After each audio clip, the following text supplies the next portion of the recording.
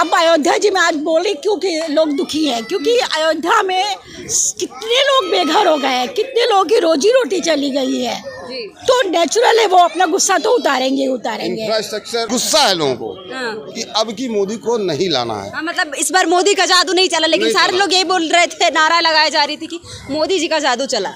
अरे जादू चलता तो फिर 78 से क्यों आज यूपी में इतना कम हो जाता। कॉन्स्टिट्यूशन बताइए, आप बताएं।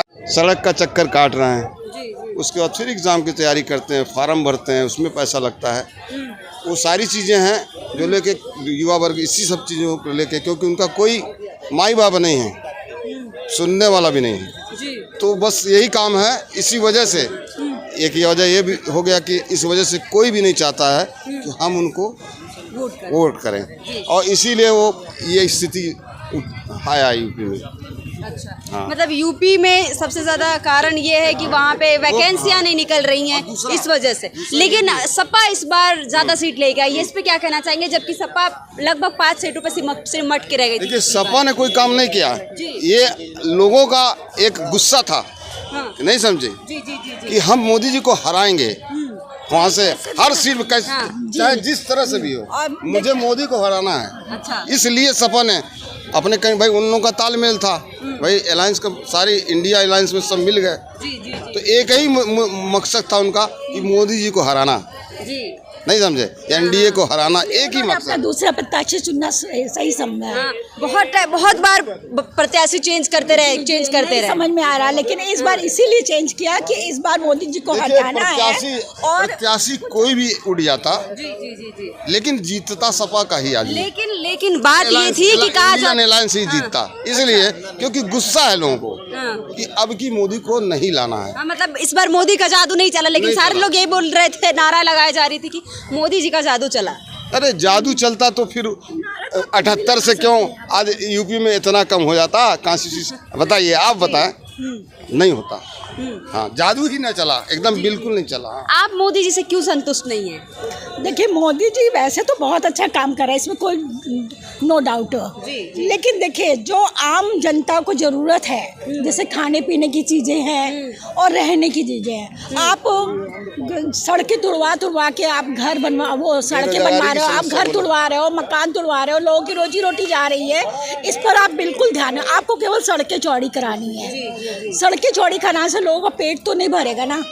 अब अयोध्या जी में आज बोली क्योंकि लोग दुखी हैं, क्योंकि अयोध्या में कितने लोग बेघर हो गए हैं, कितने लोगों की रोजी रोटी चली गई है, तो नेचुरल है वो अपना गुस्सा तो उतारेंगे। इंफ्रास्ट्रक्चर बढ़िया कर देने से, रोड बनवा देने से सबका पेट नहीं भरेगा।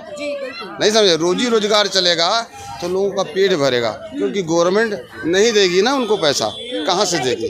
4 पीढ़ियों से लोग उसी दुकान में काम कर रहे हैं, अब 5वीं पीढ़ी अब काम करने वाली है और उनकी दुकान टूट जाती है, तो वो बच्चे कहाँ जाएंगे। लेकिन वहाँ पे तो उन्होंने ऐसे रोजगार के संसाधन भी तो दिए। अगर वो संसाधन जो दिए ना, सिर्फ अपने लोगों को दिए हैं, ऐसा नहीं कि जिनके ले लिए हैं उनको कोई संसाधन दिए हैं। सिर्फ अपने लोगों को ही विकसित करना उनका काम है, अपने लोगों को ही सब कुछ देना। अपने लोगों से आपका किसका मतलब है? अपने लोग जैसे बड़े बड़े नेताओं के बड़े बड़े होटल्स बनवा रहे हैं, बड़ी बड़ी चीज़ें बनवा रहे हैं जिसमें उनके अपने आदमी बैठेंगे, उनको हर तरह से फ़ायदा हो, बस यही सोच रहे हैं वो लोग कि उनका हर तरह से फ़ायदा हो, और आम जनता वहाँ के रहने वालों से उसमें ऐसे लोग इन्हीं लोगों के लोग हैं, चाहे वो ब्यूरोक्रेट्स हों, चाहे पॉलिटिशियंस हों, उनके घर के लोग हों, चाहे मतलब पैसा वाले जो लोग हैं वहाँ ज़मीन पा गए हैं, अपना व्यापार कर रहे हैं। छोटे लोगों का कोई मकसद ही नहीं है वहाँ पे। जिनसे आपने छीन लिया उन्हें भी तो दीजिए कुछ।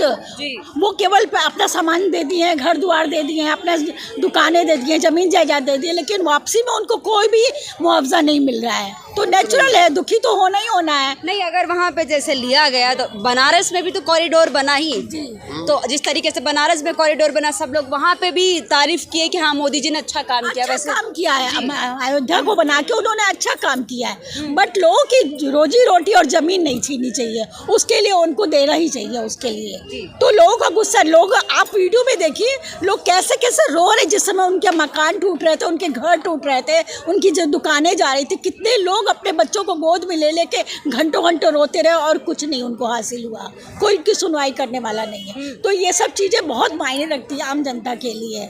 जी। तो इसीलिए बहुत से लोगों ने अपना गुस्सा जाहिर किया और नेचुरल उसका नतीजा सामने आ गया है।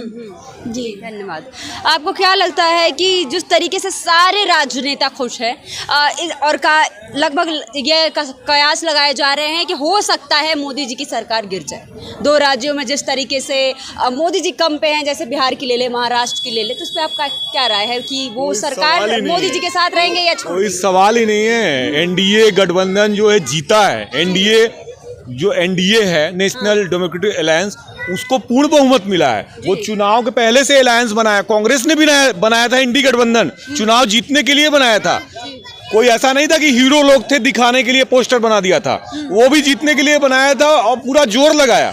इन्होंने भी जीतने के लिए बनाया था, ये जीत गए, 272 से प्लस हो गए, वो 99 ही रह गए। अगर कांग्रेस बीजेपी का आकलन कर रही है कि 240 पे सिमट गए, तो अगर अपना आकलन करेगी तो 100 का आंकड़ा भी नहीं छू पाई है। तो मोदी जी तो विनर हैं, संविधान के तहत वो जाएंगे, 9 तारीख को शपथ लेंगे। रह गई बात 272 से 40 पे 41 पे आना, ये आप केवल बीजेपी की बात कर रही हो ना, चुनाव बीजेपी की ही बात। हाँ, तो चुनाव तो गठबंधन से होता है ना हमारे देश में। अच्छा। ये हमेशा नियम है। तो गठबंधन की बात करें तो 303 सीट से 294 सीटें आ गई हैं। नहीं तो क्या दिक्कत है, हमें तो 272 ही चाहिए ना। बहुत आगे हैं हम। और राहुल गांधी अपनी कमी क्यों छुपा रहे हैं? मध्य प्रदेश में बीजेपी ने क्लीन स्वीप किया, राहुल गांधी वहां खाता नहीं खुल पाया। इस दिल्ली में क्लीन स्वीप किया बीजेपी ने, वहां राहुल गांधी का दिल्ली के लोगों ने खाता नहीं खुलने दिया। उत्तराखंड में खाता नहीं खुला, हिमाचल में खाता नहीं खुला, गुजरात गए थे चढ़ के, 1 सीट केवल जीत पाए।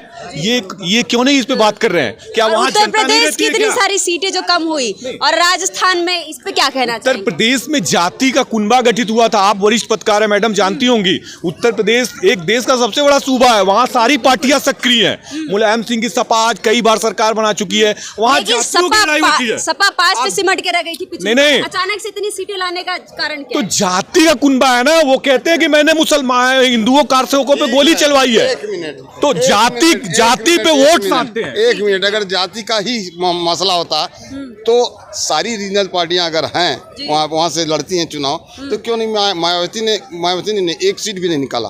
क्यों नहीं निकाल पाई? मैं भाई सबसे सुनना चाहता हूं। मायावती का वोट बटा है, इसलिए नहीं निकाल पाई। वो बीजेपी में गया है और सपा में गया होगा, इसलिए नहीं निकाल पाई। किसमें कौन सा गणित आप लगा रहे हैं? मायावती का वोट। और सुनिए, एक जाति से कोई चुनाव नहीं जीत सकता, ये आप भी जानती है, मैं भी जानती हूँ। एक नहीं तो अभी आप जाति का नाम ले रहे हैं, उसके बाद जाति का नाम लिया, उसके बाद आप बताता हूँ ना कैसे जीते हैं, बताता हूँ ना।